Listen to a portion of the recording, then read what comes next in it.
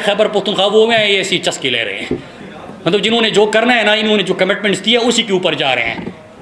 तो असल चीज़ों के ऊपर हमने फोकस करना है और इलाज इसका एक है।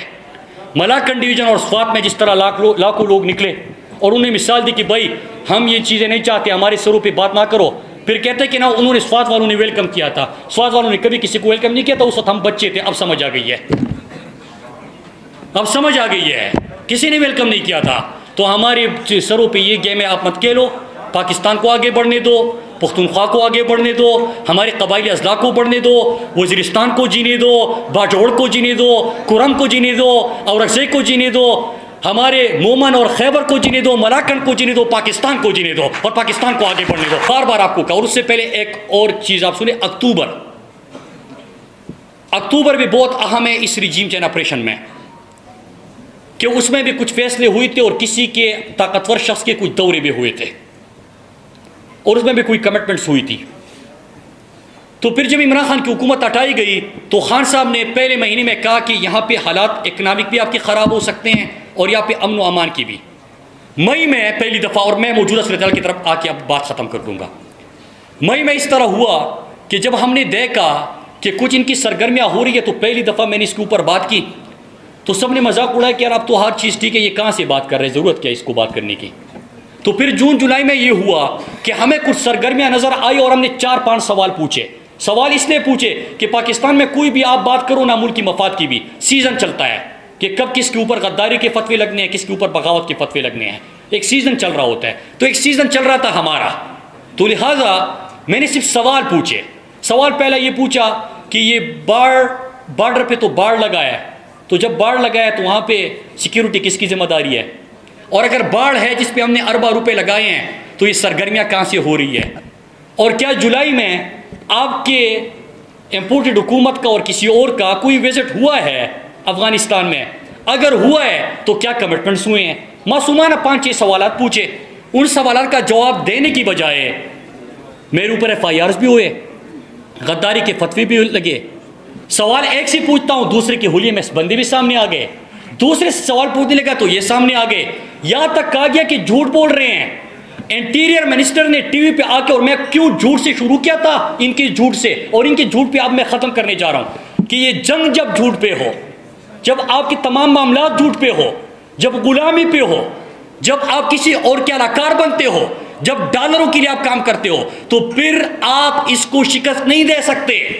इसका एक ही तरीका है और मैं सोल्यूशन भी आपको देता हूं। हुआ क्या, फिर मैंने 2 सवाल और पूछे कि क्या आपने अमेरिका रिजीम चेंज ऑपरेशन में कोई ये वादा भी हुआ है कि आपका एयर स्पेस एक दफ़ा फिर इस्तेमाल होगा, क्योंकि इमरान खान ने तो एब्सोल्युटली नॉट कहा था। 400 ड्रोन हमले आपके टाइम पे हुई थी, इमरान खान ने तो इजाज़त नहीं दी थी, लिहाजा एयर स्पेस इस्तेमाल करने की कोई कमिटमेंट हुई है या इस्तेमाल हो चुका। दूसरा कि क्या अमेरिका को अड्डे देने की आपका कोई मुआहदा हुआ है या होने जा रहा है। वजह कि अमेरिका कभी भी यहाँ से निकलता नहीं। यहाँ पे गिलगित बल्तिस्तान, मैंने उस वक्त कहा था कि CPEC का दरवाज़ा है, चाइना को रोकना है, फिर इसके साथ साथ आपका रशिया, फिर आपकी ताकतें, फिर यहाँ पे अपना असर रसूख कायम रखना, तो ये तमाम चीज़ें शुरू हो गई। फिर जब ये सवाल पूछे तो एयर स्पेस का और ड्रोन हमलों का भी सवाल पूछा, अड्डों का भी सवाल पूछा, उसका जवाब नहीं दिया गया, बल्कि इंटीरियर मिनिस्टर टीवी पे आता है और ISPR की तरफ से एक प्रेस रिलीज जारी होता है। ISPR प्रेस रिलीज में कहता है कि ये प्रोपेगेंडा है और हालात बिल्कुल ठीक है। इंटीरियर मिनिस्टर कराची में खड़े होके कहता है कि झूठ है, प्रोपेगेंडा है, अमन व अमान के हालात ठीक है। लेकिन जब हमने सरगर्मियाँ देखी तो मैं वाज़ेह तौर पर उस वक्त भी पैगाम दे चुका था और आज भी दे रहा हूँ, न हमने इनकी ट्रैप में आना है, न उनकी ट्रैप में आना है, न हमने इनके लिए इस्तेमाल होना है, न उनके लिए इस्तेमाल होना है। लेकिन जो स्वात मलाकन डिवीज़न खैबर पख्तूनख्वा हमने अपने हाथों से बनाया था, जो हमने अमन हासिल किया है, हम अपनी नज़रों के सामने किस तरह उसको तबाह होता देख सकते हैं, तो हम तो आवाज़ उठाएंगे। हुकूमत ने साथ नहीं दिया, foreign minister, defence minister, interior minister, ISPR सब ने कहा कि प्रोपेगेंडा है, किसी ने साथ नहीं दिया। हमने क्या किया, हमने मलाकन डिवीज़न के लोगों के पास गए, लाखों की तादाद में लोग आए, लोगों ने एक पैगाम दिया कि हम किसी की जंग में हिस्सा नहीं बनेंगे, हम किसी के लिए ईंधन के तौर पे इस्तेमाल नहीं होंगे, आप अमेरिका के गुलाम होंगे, डॉलर के गुलाम होंगे, हम नहीं होंगे। और फिर क्या होता है मेरे पाकिस्तानियों, फिर उसके बाद राब्ता होता है।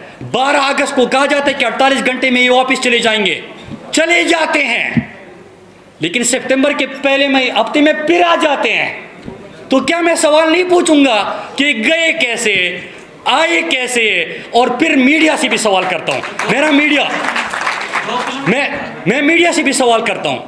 उस वक्त क्या है कि जब मैं ये बात कर रहा था तो मैंने मीडिया को 10 दफा मुखातिब करके कहा था कि याद रखिएगा, जब हम मुजरिमों की फहरिस्त तैयार करेंगे तो उसमें सिर्फ ये हुक्मरान नहीं होंगे जो डॉलरों की पूजा पे हमारा सौदा करते हैं। उस मुजरिमों के फहरिस्त में पाकिस्तान का मीडिया भी मेरा मुजरिम होगा। इसलिए होगा कि आपके लिए खबर ये होगी कि फला जगह में धमाका हुआ, इतने जनाजे उठाए गए, आपके लिए जनाजा, आपके लिए एम्बुलेंस में लाश और किसी के हाथ और पाँव जो कटे हुए हो, वो आपके लिए खबर होगी। मेरे लिए खबर ये है कि किसी ने मेरे घर में घुसने की कोशिश की, मैंने उनको भगा दिया। मेरे लिए ये खबर है। मेरे लिए खबर ये नहीं है कि जब मेरा जनाजा उठेगा, जनाजा रोको, साथ दो, नहीं दिया। लेकिन फिर क्या होता है, मुझे पता था, मैंने ये भी कहा था कि आप इसका तहरीक इंसाफ को, तो जब आपकी सोच ये हो मुल्क की कि हमने साउथ पंजाब में इलेक्टेबल्स को इकट्ठा करना है, हमने बलूचिस्तान में वो जो लोग हैं उनको साथ मिलाना है, और खैबर पख्तूनख्वा में कुछ भी करे इमरान खान का मुकाबला नहीं है, लिहाजा इनको और उनको लड़ाओ, बीच में किसी और को जगाओ और बात करो। यार शर्म करो यार। जब इसके ऊपर पॉलिसीज हो तो आप कर सकते हैं। और फिर ब्लेम किसके ऊपर डाले? 10 साल से तहरीक इंसाफ की खैबर पख्तूनख्वा में हुकूमत है। हुकूमत खैबर पख्तूनख्वा क्या कर रही थी? तो बॉर्डर मुझे दो तो मैं बता दूंगा कि मैं क्या कर रहा था। खैबर पख्तूनख्वा हुकूमत आपको अमन दिया था, खुशहाली दी थी, ट्रेड दिया था, रोजगार दिया था, सेहत कार्ड दिया था, टूरिज्म का फरोग दिया था, दिया है, देते रहेंगे। लेकिन बीच में ये जो डर्टी गेम्स होते हैं, किसी के लिए अमेरिका के लिए पाकिस्तान को इस्तेमाल किया जाता है, ये हमारे लिए मसला है। फिर मलाकन डिवीजन में सितंबर में फिर आ जाते हैं, फिर लाखों लोग निकलते हैं, फिर हमारे हालात ठीक हो जाते हैं। जब हालात ठीक होते हैं तो मैं और गम में इजाफा हुआ। गम में इजाफा कैसे हुआ? मीडिया तो खामोश है, क्योंकि इनको तो जब तक जनाजा नहीं निकलेगा, उनको तो दुख ये है कि इन्होंने जनाजे क्यों बचाए। और दो दानिश्वर बैठते हैं, जब कोई धमाका हो जाए तो टीवी वाले उसको ले रहते हैं, जिसका हमारे साथ कोई लेना देना नहीं होता, आप उनको दानिश्वर कह के बिठा रहते हैं। उनका तो सीजन चल रहा होता है, जब धमाका होता है तो सीजन वालों को क्यों बिठाते हो? असल लोगों के पास जाओ यार, उनकी बात करो। और ये बात की जाती है ना कि स्वात वाले मलाकन डिवीजन वाले ने बड़ा काम किया। मैं कंक्लूड कर रहा हूं बस 2 जुमले, क्योंकि मैं वो खान साहब की स्पीच का टाइम देख रहा हूं, तो इसलिए 2-3 मिनट आगे कर रहा हूं। तो फिर उसके बाद जब ये हुआ और सितंबर में फिर हमने, अल्लाह का शुक्र है कि लोग खड़े हो गए, लाखों की तादाद में खड़े हो गए। तो दुख किस चीज़ का हुआ कि जो तहरीक हमने उठाई, लोगों को शऊर दिया, और दुनिया की तारीख में, पाकिस्तान की तारीख में नहीं, दुनिया की तारीख में पहले आपको ये मिसाल नहीं मिलेगी कि आपने बगैर हथियार उठाए, आपने इतनी बड़ी दहशतगर्दी की लहर जो आने वाली थी उसको शिकस्त दी होगी। इसके ऊपर अब केस स्टडी है ये कभी आपको इसकी मिसाल नहीं मिलती। लेकिन दुख ये है कि जिस पे वो नाराज थे, ये वाले भी मुझसे उसी पे नाराज है।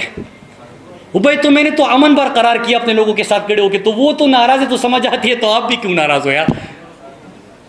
आपको समझ आती है इस चीज की? मुझे तो नहीं आती।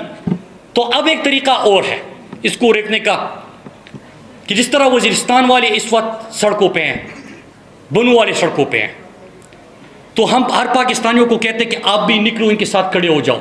हम किसी के खिलाफ नहीं है, मुल्क हमारा है, घर हमारा है। अल्लाह ना करे अगर धमाके होंगे ना, या फिर बेघर होंगे, तो हम तो भुगत चुके हैं। हमारे साथ जो होना था, घर लगने थे लग चुके, तबाह होने थे तबाह हो चुके।